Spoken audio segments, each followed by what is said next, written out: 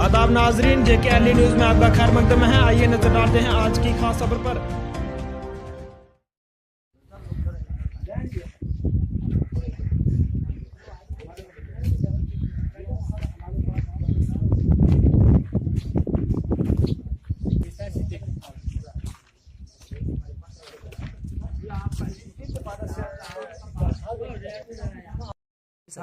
Very categorical instructions I give. I don't give more than what can be done by you.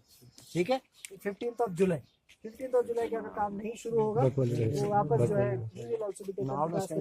जिसको tender चढ़ेगा वो उसका काम होगा। बहुत अच्छा जिसके टेंडर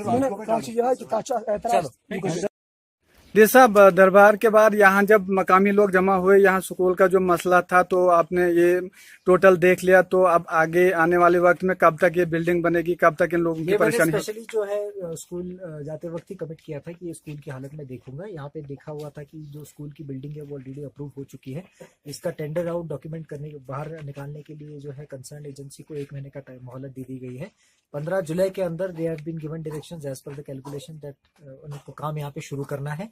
अगर कोई डिस्प्यूट यहाँ पे होगा तो तहसीलदार साहब रिजॉल्व करेंगे, लेकिन there is no dispute on ground.